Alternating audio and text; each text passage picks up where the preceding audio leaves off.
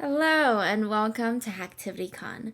My name is Vicky, and in this session, I'm going to be talking about how to launch an InfoSec career as a student or as someone who is just starting out in the field.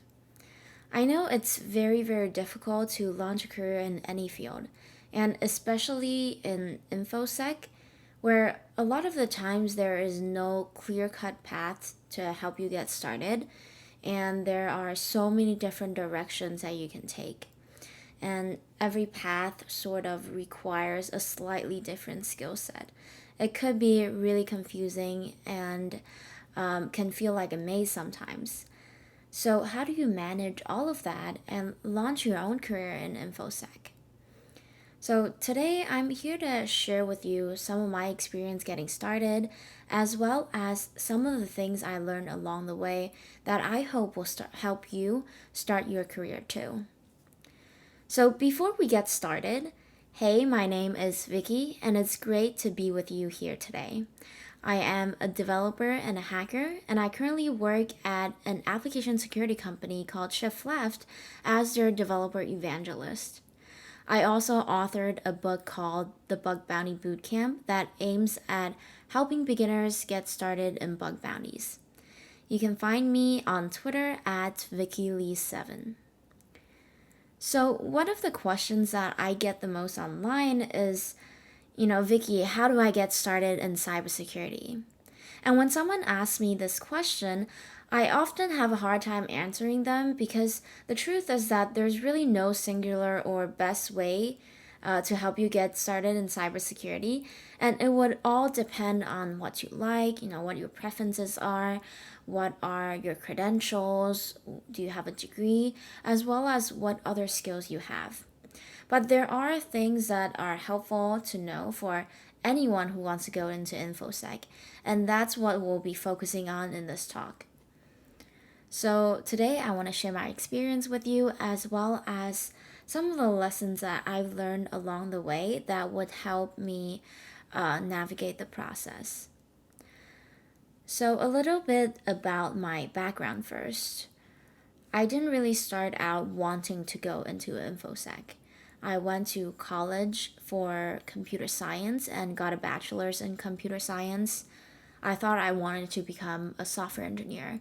So at first, I actually wanted to build software instead of breaking it. And I took a lot of computer systems courses and got introduced to cybersecurity that way. Like in computer systems 101, I remember learning about buffer overflows and thought that they were really cool. And then I discovered bug bounties. So as a college student, it was a truly amazing experience, right? Prior to bug bounties, I was interested in cybersecurity too, but I used bug bounties as a way to learn more about security. And it was really cool to be able to start earning money when I was just a student and just starting to learn about the field. But as I hunted for bugs and as I sat in front of my burp suite window, I started to lose my motivation for hunting because I really wanted my work to help me connect with other people. And bug bounty hunting by myself was not really doing that and was making me a little lonely. So that's why I started my technical blog, where I started to write about whatever I was learning at the moment. And I really tried, like, one of the focuses that I did at the start was that I tried to make the blog post really easy to understand, partially because that was whatever I was learning, right? I was trying to reinforce my own learning and review what I learned. But another thing is that I hoped people who were studying the same thing as me would find it helpful and then reach out to me, and then hopefully I'll make some friends in cybersecurity that way. But little did I know, my technical blog was the thing that really kickstarted my career in InfoSec. So because of my blog, I was able to get some freelance pen testing opportunities. I also got some technical writing freelance contracts, and I started to get invited to speak at different conferences. And that blog also led me to start writing Bug Bounty Bootcamp and led me to start a YouTube channel teaching about security, because I also want to teach people who don't prefer reading as a learning method, right? And eventually, the blog also landed me my current job at Shift Left. Yeah, so as I said, when I started my blog, I never really thought that it would become such a central point in my life right now, right? And what I thought would happen after college is that my computer science degree would lead to a software engineering job, and I will be a software engineer for my whole life. And that didn't really work out. What ended up actually happening was more like this, where my side hobby, which is bug bounties, led me to explore many different things in the security industry. It led me to explore different areas of things outside of security as well, like writing, speaking, and so on. And it eventually led me to where I am right now. So, here are a few things I learned while navigating this kind of messy first few years of my career in InfoSec. So, the first lesson I learned is that there is more to InfoSec than hacking. So before starting to actually work in the field, I thought that the majority of people who work in InfoSec are either penetration testers or hackers. They all work in breaking into system in some shape or form. But the reality is that InfoSec is really a very, very diverse field. And there are a lot of roles, a lot of things you can try, as well as a lot of specializations that you can focus on. For instance, you can do application security, where you help a company develop secure applications, or you can become a developer who knows how to build secure software, or you can go into penetration testing and break into systems as well. Or you can go into digital forensics and incident response. That's also a really big field, and where you investigate security incidents and respond and protect a company after a security incident has happened. You can also go into cloud security, secure software design, operational security, security education, and so on and so on. So hacking and penetration testing, they are the most well-known job titles, but there are so many things to do in InfoSec and so many different types of people in InfoSec.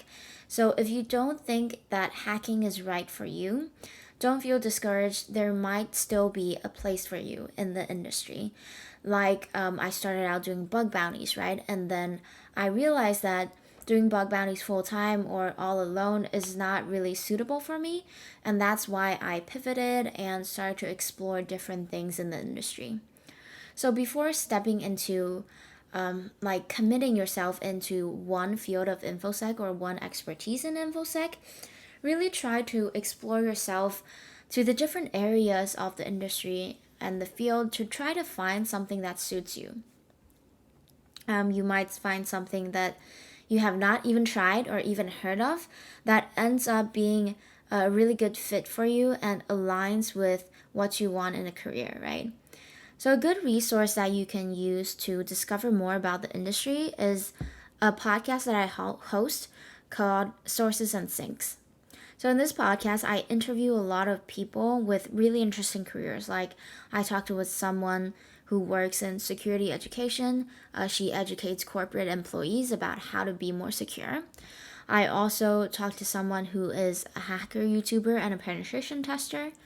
And I also talked with someone who works with IoT hacking. He's an IoT penetration tester and so on. So there's a lot of things to learn about, and there's no need to lock yourself into one career that you think suits the stereotype of InfoSec. And also, so another way to explore different careers in InfoSec is that if you use Twitter often, you can ask about people's jobs on there. And you'll probably find that InfoSec folks do a lot of different things in different domains in InfoSec, and everyone has like a slightly different or drastically different job function, and could be really interesting to hear about what people do. And then, so after you figure out what kind of specialty might suit you, you can start to research and learn the skills that you need specifically for that specialty in InfoSec. So if you want to become a security-focused developer, you might want to study up on the OWASP top 10 vulnerabilities and how to prevent them and so on. And if you want to become a security analyst who protects a corporate network, you probably need to understand networking and bash scripting, right? And finally, if you want to go into penetration testing, you should learn about reconnaissance, how to exploit common vulnerabilities, as well as how to explain technical issues in writing. These are all good skills to have. But the skills that you'll need to have is very, very dependent on the specialty you choose. So it's good to have some idea of what direction you want to go before you actually jump into teaching yourself. And the next thing that I like to add is that after you've determined your direction and you're looking for jobs, don't just go after a single job title when you're looking for jobs. And because in InfoSec specifically, the same role can mean very, very different things in different organizations or even different teams in the same organization, for instance. And a security analyst in a bug bounty platform company can mean that you're triaging reports for a client company, whereas security analysts in another organization, you could be analyzing logs all day. So when you're looking for your first job, don't just rely on the job title to make your decisions. You should instead search for the type of work that you want to be doing and base your decision on that instead. So for instance, if you see an ad for a pen testing job, try to figure out what type of pen testing they expect you to do. Is it a third-party pen testing firm where you'll be testing many, many different products throughout your work life? Or will you be an in-house pen tester focused on just that one product? And you should also figure out things like how big is the team? How much time would you be spending on a target? And how much time would be active hacking versus doing presentations, writing reports, or doing other tasks? All of these factors would make each pen testing job a very different work experience. So you definitely need to take these into account because it may or may not suit what you want in a career. And then the next step is sort of figure out in detail what the day-to-day of a job actually looks like. And then you should communicate with your hiring manager or other people in the organization about your expectations on the job as well. Do you like a more dynamic environment and work on a variety of things? Or do you prefer being a specialist and only focus on a few technical tasks? So InfoSec careers are also very diverse in that way that you can have a variety of work environments, and you really want to look into that as well as the technical aspects of the work too. So the next tip is that I talked about teaching yourself the skills that you need for a job, right? But how exactly do you do that? So in information security, it's really, really, really important to know how to teach yourself. And I'd even say that it's probably the most important skill that you need to master if you want to be successful in the field. So first of all, teaching yourself is important because if you're a student and you're looking to become a security professional, then knowing how to teach yourself is really useful when you don't have access to a mentor or an official degree program that can train you for that job. And because the field is also constantly changing, it's really important that you master the skills of teaching yourself new things so that you can upgrade your skill set throughout your professional life, even after you successfully launch a career in the field. So let's say that you are trying to self-study to become a penetration tester. The first step to teaching yourself should be identifying the skills that you need to have that career. So a good way to do this is to look at what the syllabus or what the degree program looks like for the topic that you want to learn.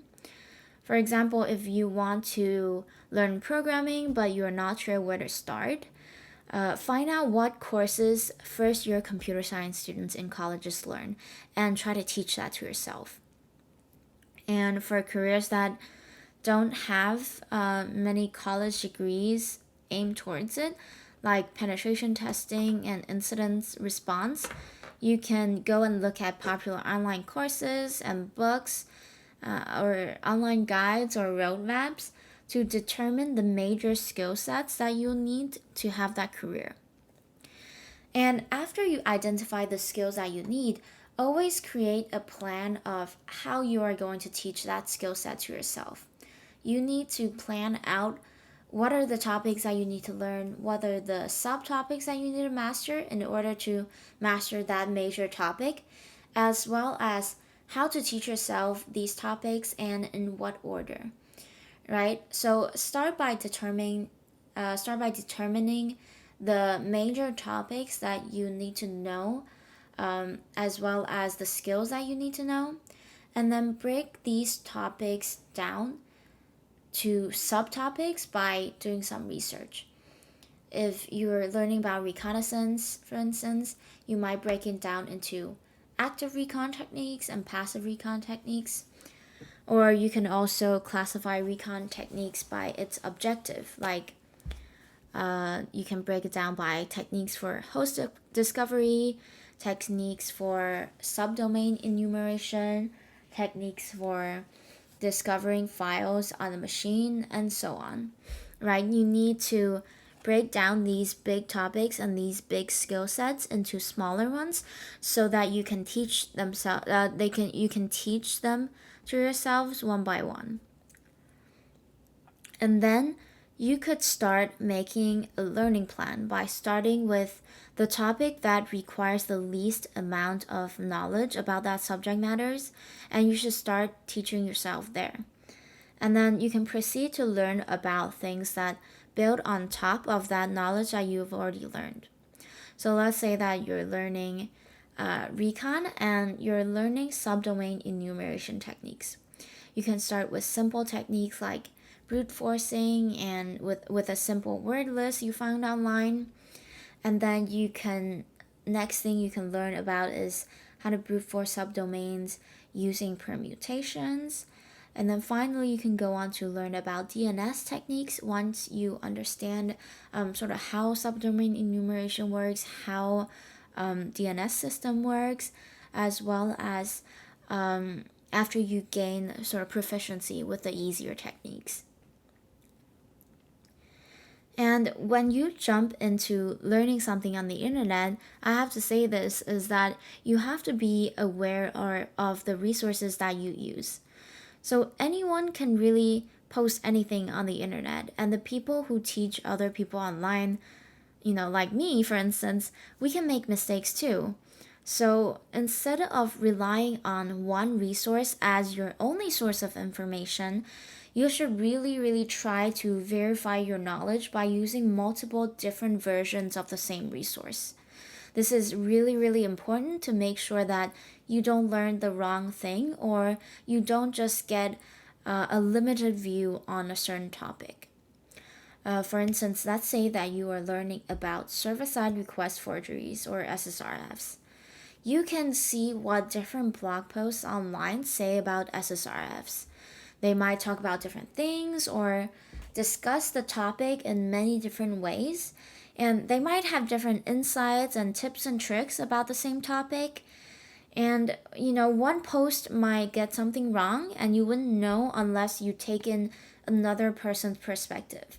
So always use more than one source of information and never trust a resource completely when you are using the internet as a learning resource.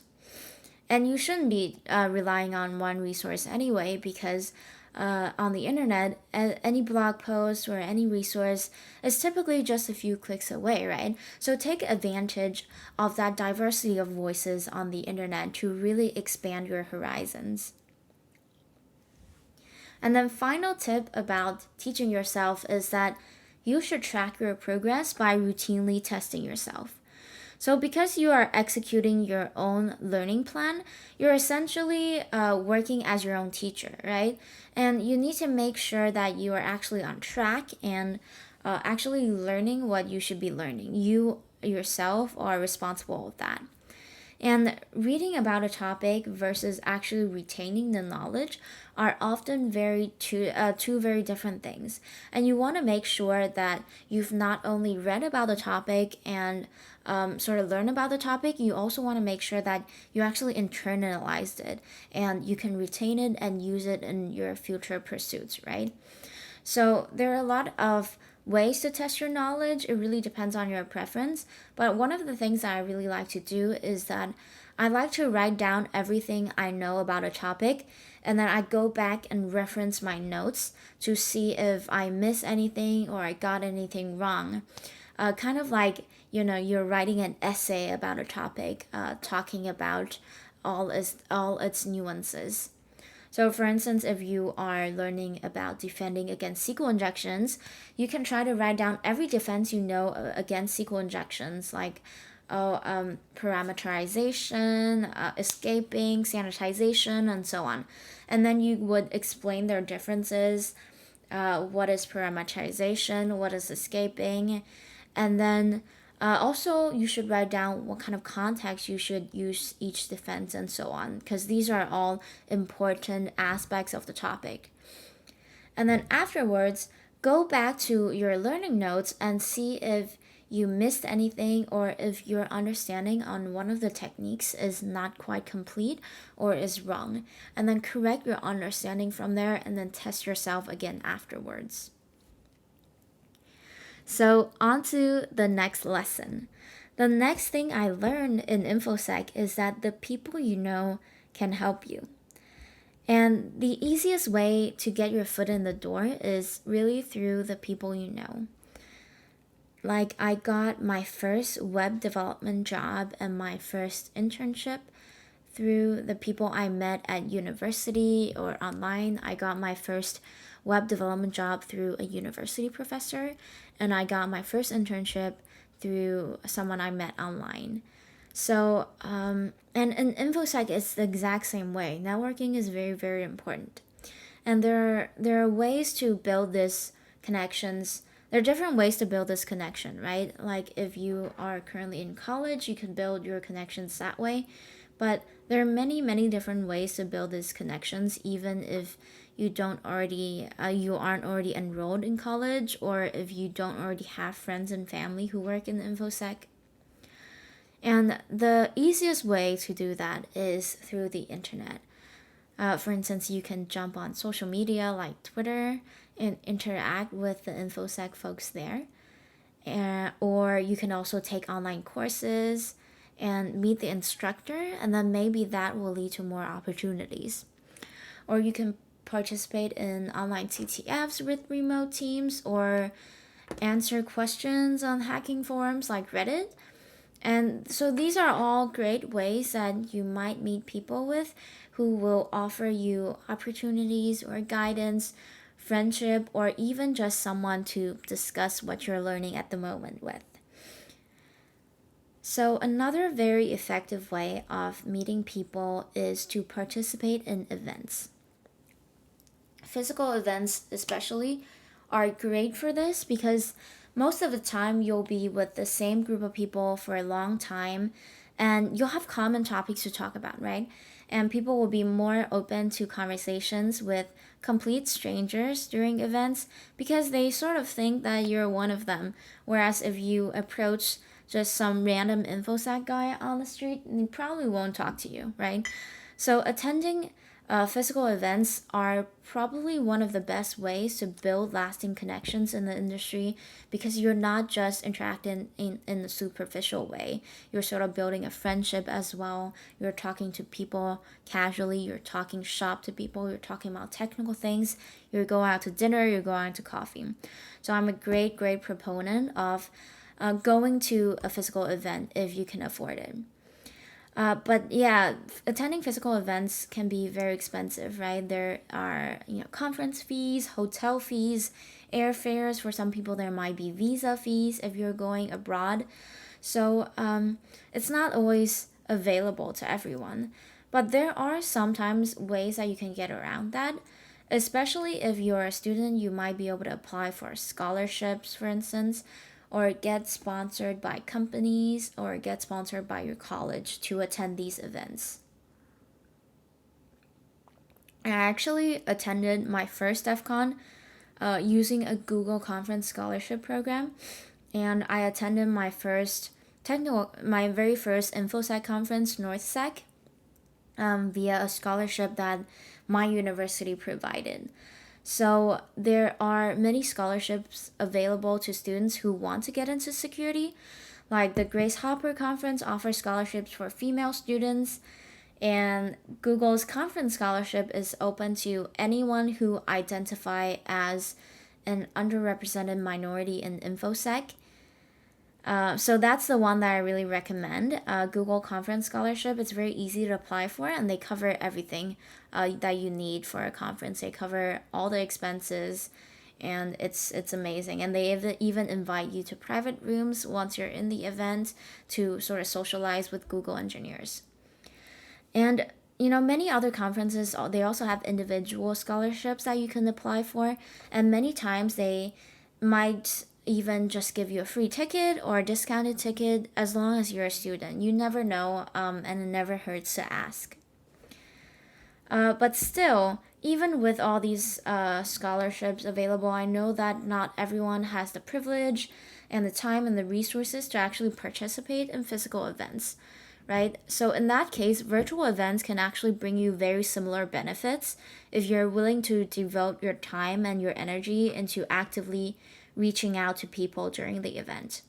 So for virtual events, right, there are many ways and there are many different levels that you can participate. And so you can just listen to the talks like everyone, or you can actively message other attendees and be an active participant in these events. You can ask questions to the speakers during Q&A. You can chat with the organizers and, sort of ask them about different InfoSec topics. So these are all great ways to actively participate in a conference, right? It's not just listening to the talks and learning something from it. You can actually participate actively to get the most out of virtual events. And a lot of events that are physical only before the pandemic are actually becoming virtual right now due to the lockdown. So if you want to attend virtual events, there's never been a better time, right? You actually have a lot more options right now. Like DEF CON this year was hybrid, and so for the first time ever, a lot of people was able to attend DEF CON.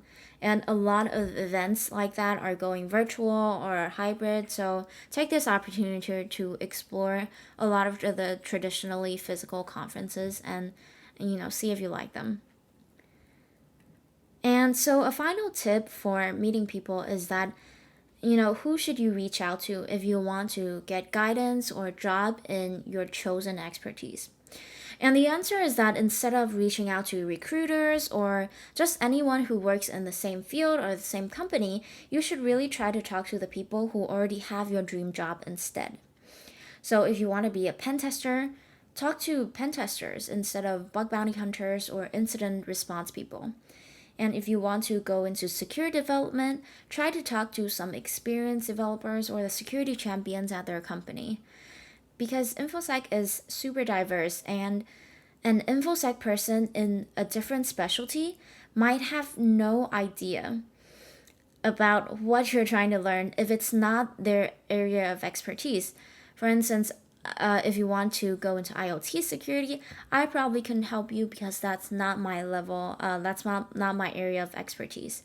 So you get a lot better guidance on exactly what skills you need, as well as what working the job on the day-to-day actually feels like if you talk to and find the right people. So that brings us to tip number 4. So just like how people are meeting people are changing, how people are getting jobs are also changing. And you should understand that now your online presence functions as your resume. And it's something that people will look at the first thing when they're considering working with you. So try to have some form of online presence for your professional life.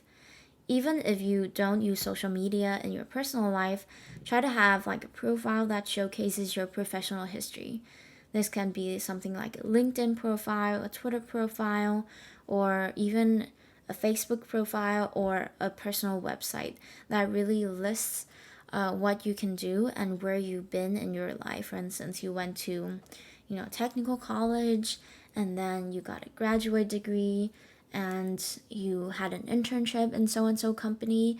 You really, really want to make this visible to strangers, and you want to make this visible to anyone who might search for you online. And then you should also link your professional profile to a portfolio that showcases your abilities. And you can do this really whatever you like, however you like. And a portfolio can mean a lot of different things, right?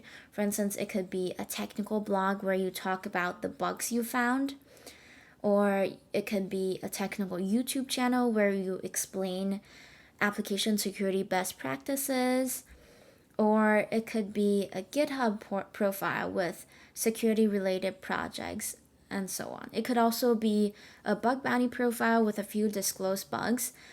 The goal is to really have a reliable way of showing what you can do professionally. Like going back to the online profile point that I made, is that those really just outline the very rough sketch of what your professional history looks like. Your portfolio can tell the employers in detail what you can actually do. And so if you were a penetration tester in the past, what kind of penetration testing did you do, right?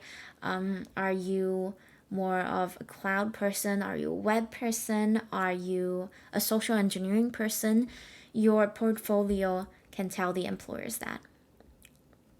And it's also a way to showcase sort of your non-technical skills as well. Like writing a blog post also shows that you're capable of writing well and you can express your thoughts through writing well. And that's a very valuable skill in a lot of InfoSec careers. And having a YouTube channel shows that you can present well. And that's also a really, really valuable skill in any industry. So I actually know a lot of people who got their jobs or their freelance contracts because of a YouTube channel or their technical blogs. So these are great ways to prove the skills that you actually have. So another thing I realized is that getting a job in InfoSec or succeeding in your InfoSec career is not always about becoming the absolute best in the narrow field of expertise. So instead of choosing a single technical skill and only studying that skill, if you can also find a combination of skills that make you unique, you can have a good career as well.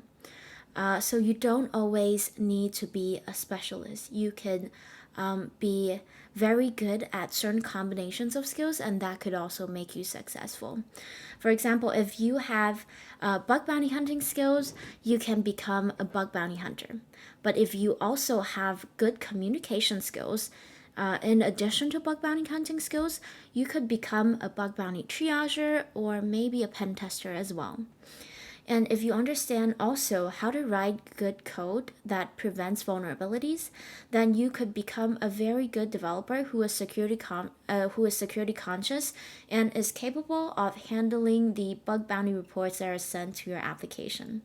So each unique skill combination that you have can open up a lot of new opportunities for you.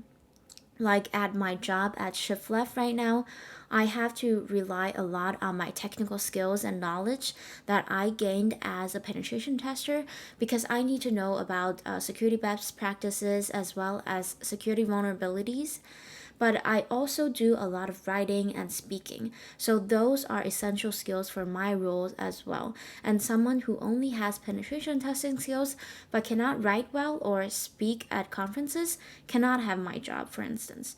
So this applies to a lot of roles in the InfoSec industry, is that we need people who possesses a combination of skills instead of a master of a single skill.